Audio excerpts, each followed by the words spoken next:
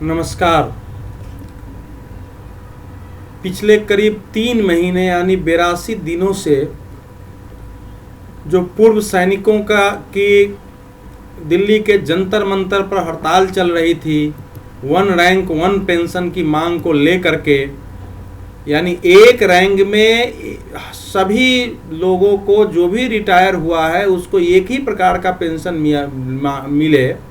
ये नहीं कि कोई पहले रिटायर हुआ है उसको कम पेंशन, बाद में रिटायर हुआ किसी दूसरे साल में उसको ज़्यादा पेंशन। तो ये जो अंतर था इसको दूर करने की मांग को लेकर के पूर्व सैनिकों का जो हड़ताल चल रहा था वो देशव्यापी चर्चा और बहस का विषय था। मीडिया में उसको प्रमुखता से लिया जा रहा था, सुर्खियाँ बन रही थी। प्रधानमंत्री नरेंद्र मोदी ने अपने चुनावी भाषण में ही वायदा किया था कि उनकी सरकार आएगी तो वो इसे लागू करेंगे। तो जाहिर है चूंकि सरकार के 1 साल हो गए और जब लागू नहीं हुआ तो पूर्व सैनिकों ने हड़ताल शुरू कर दिया। आज केंद्रीय रक्षा मंत्री मनोहर पर्रिकर ने ये ऐलान कर दिया कि सरकार ने उनकी मांगों को मान लिया है। ये बहुत बड़ी घटना है, इसलिए बड़ी घटना है कि करीब 41 वर्षों से ये मांग 40-41 वर्षों से सैनिक ये मांग कर रहे थे। सरकारें वादा करती रही, किसी ने पूरा नहीं किया। यूपीए सरकार ने, जो कि आज कांग्रेस भारतीय जनता पार्टी की आलोचना में उतरी, उसने कुछ नहीं किया। वो कह रही है कि हमने तो उसकी तैयारी कर दी थी, शुरुआत कर दी थी। भैया, आप चुनाव आने के पहले जो आपका जो एक जो बजट था, खासकर फरवरी 2014 में, क्योंकि उसके बाद चुनाव होता है, तो आपने इंटरिम बजट में 500 करोड़ की राशि डाल दी थी, उससे कुछ होना नहीं था। तो इसलिए कांग्रेस की आलोचना गैर वाजिब है। कांग्रेस ने अपने शासनकाल में सुना नहीं, इसको लागू नहीं किया, लेकिन वो राजनीतिक आलोचना है। अब पहले ये देखिए कि इसमें क्या हुआ है। तो जो इसके कुछ मोटा मोटी बिंदु हैं जो कि देश को जानना चाहिए। 1 जुलाई 2014 से 1 रैंक 1 पेंशन को लागू किया जाएगा। पूर्व सैनिकों की मांग थी कि 1 अप्रैल से किया जाए इस पर, लेकिन 1 जुलाई हो गया है। यानी इनकी जब से सरकार आई है, मई में 26 मई 2014 को नरेंद्र मोदी की सरकार आई, उसके बाद से ये ले रहे हैं। पेंशन हर 5 साल पर उसका रिवीजन होगा। इसमें वो सैनिक नहीं शामिल होंगे अभी की घोषणा के अनुसार जिन्होंने प्री मैच्योर रिटायरमेंट ले लिया है, मैंने मैच्योर होने के पहले, क्योंकि VRS के जो स्कीम है वो सैनिकों में लागू नहीं है। इसलिए मीडिया में जो VRS चल रहा है वो गलत शब्द है। वो VRS स्कीम सेना में लागू नहीं है। जो इसका आधार वर्ष होगा वो 2013 होगा। यानी उस साल जो भी पेंशन मिल रहे थे उसका जो एवरेज निकाल करके और पेंशन दिया जाएगा। वो जो एरियर होगा 2013 से अभी तक का, वो 4 किस्तों में दिया जाएगा पूर्व सैनिकों को, लेकिन जो विधवाएं हैं उनको एक मुश्त दे दिया जाएगा। करीब करीब इस पर जो खर्च आ रहा है वो 10,000 करोड़ का सरकार का खर्च है।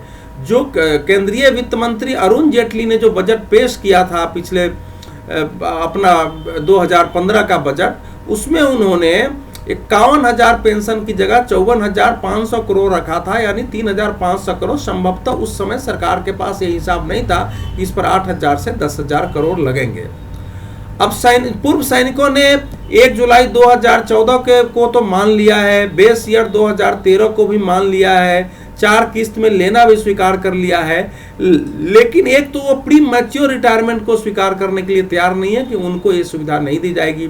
दूसरे, जो ये कमीशन बनी है, जो कि एक सदस्यीय न्यायिक कमेटी है जो 6 माह में अपनी रिपोर्ट देगी और 5 साल की जो समीक्षा है उस पर ये काम करेगी, उसके बारे में सैनिकों का कहना है कि नहीं, इसके मेंबरशिप बढ़ाई जाए, इसकी, और इसमें हमारे प्रतिनिधि भी हो। तो मुझे लगता है सरकार के और सैनिकों के बीच बातचीत से इसका रास्ता निकल जाएगा। इसी प्रकार से जो प्री मैच्योर रिटायरमेंट का है उसमें भी रास्ता निकल सकता है। लेकिन मेरा कहना यह है कि आखिर कोई भी सेना में काम करने जाता है, अगर उसकी सर्विस मैच्योर नहीं होती है, अगर वो प्री मैच्योर रिटायरमेंट लेता है, इसके बावजूद अगर उसको ज़्यादा सुविधा मिल जाएगी तो बहुत सारे लोग प्री मैच्योर रिटायरमेंट लेकर चले जाएंगे और दूसरी नौकरी कर सकते हैं। इसीलिए उसमें अंतर करना पड़ेगा। अगर कोई मजबूरी में रिटायर हो रहा है, वो घायल हो चुका है, अपंग हो चुका है, वो रिटायरमेंट के वो उस ढंग से काम करने की स्थिति में नहीं है, उसको तो निश्चित रूप से पूरी की पूरी सुविधाएं मिलनी चाहिए। उनके लिए पहले से भी सुविधाएं हैं, अब वो 1 रैंक 1 पेंशन में आ जाने चाहिए। लेकिन अगर किसी दूसरी नौकरी के लिए आप जाते हैं, अगर कोई व्यापार करने के लिए आप प्री मैच्योर रिटायरमेंट लेते हैं, जो आपकी सर्विस कंडीशन है, अगर वो पूरा करने के बगैर आप जाते हैं, तो फिर उस पर तो मेरी दृष्टि से स्वीकार करने का कोई कारण नहीं है। लेकिन अगर सैनिक डटे हैं तो कोई न कोई बीच का रास्ता इनको निकालना पड़ेगा। लेकिन मेरा एक दूसरा भी कहना है कि इस देश में देशभक्ति की परिभाषा जो दी जा रही है, ये मैं मानता हूं कि हमारे सैनिक जब भी युद्ध होता है, सीमा पर लड़ते हैं, जब भी देश में बाढ़ आती है या और भी कोई काम होता है, तो नागरिक सेवाएं भी करते हैं। जहां भी देश में अशांति अस्थिरता फैलती है, वहां सेना का काम करती है। आतंकवाद का जहां विस्तार होता है, वहां सेना काम करती है। तो सैनिकों की भूमिका हमारी रक्षा करने की है। तो जाहिर है कि वो उनका काम इस देश की सुरक्षा करना है, तो वो देशभक्ति का काम है, निश्चित रूप से है। और हमारे सैनिकों को सम्मान मिले, अगर वो समय पर, क्योंकि आप जो खासकर नीचे स्तर के रैंक के जो सिपाही स्तर के हैं सेना में, वो उनकी सर्विस बहुत सीमित पीरियड की होती है, उसमें वो रिटायर कर जाते हैं। रिटायरमेंट के बाद उनको काम मिलता है, नहीं मिलता है, उनका जीवन ठीक रहे, सुरक्षित रहे, ये ध्यान रखना देश का काम है। इसलिए अगर 1 रैंक 1 पेंशन होता है तो इसमें कोई समस्या नहीं है। लेकिन देशभक्ति की कोई कीमत नहीं हो सकती है। जो सैनिक हड़ताल में कह रहे हैं कि हम लोग देशभक्त हैं, देश की सेवा करते हैं, तो देश की सेवा बहुत सारे लोग करते हैं। इस देश का किसान भी देश की सेवा करता है, खेतों में काम करने वाला मजदूर भी करता है, एक शिल्पीकार भी करता है, एक राजमिस्त्री भी करता है। देश में हम लोगों जैसे पत्रकार और समाज सेवी, वो भी समाज की सेवा करते हैं। और हजारों लाखों की संख्या में इस देश में समाज सेवी बिना किसी स्वार्थ के करते हैं। उनको तो कोई पेंशन नहीं मिलता, किसानों को तो कोई वेतन नहीं मिलता, मजदूरों को तो कोई नहीं मिलता, उनको तो कोई सुरक्षा हासिल नहीं है। हम लोगों के जीवन में क्या सुरक्षा हासिल है? इसलिए इसको देशभक्ति से जोड़ना उचित मैं नहीं मानता हूं, क्योंकि सैनिक भी अंततः नौकरी करने जाते हैं। अगर ये हो जाए कि सैनिकों को वेतन ही नहीं मिलेगा तो कितने लोग जाएंगे काम करने? दूसरी बात कि सीमा की रक्षा की प्रारंभिक जिम्मेवारी जो है वो सीमा सुरक्षा बॉर्डर सिक्योरिटी फोर्स की है, सीमा सुरक्षा बल की होती है। तो आगे आने वाले समय में जो पैरामिलिट्री फोर्सेस है, अर्धसैनिक बल, जिनमें सीआरपीएफ भी है, जिनमें आईटीबीपी भी है, तो ये सारे भी ये मांग कर सकते हैं, क्योंकि आखिर ये भी देश की सेवा करते हैं। इनकी सर्विस भी सीमित समय में होती है सेना की तरह, और पहले सीमा पर यही होते हैं। सैनिकों का काम तो युद्ध आरंभ होने पर आता है। तो इसलिए ये मांग और बढ़ेगी और सरकार का पर ये बजट बढ़ेगा। देश की जो इकोनॉमिक कंडीशन है अभी, जिस इकोनॉमिक कंडीशन में हम लोग इस समय हैं, उस समय देश के भार उठाने की सीमा है। ये हमारे देश के सैनिकों को भी समझना चाहिए। अगर वो देशभक्त हैं तो उनको चीज़ों को समझना पड़ेगा। साथ ही साथ ये सरकार को भी ये देखना पड़ेगा कि जब पैरामिलिट्री फोर्सेस, अर्धसैनिक बलों के लोग ये मांग लेकर आएंगे तो उसको क्या करना है।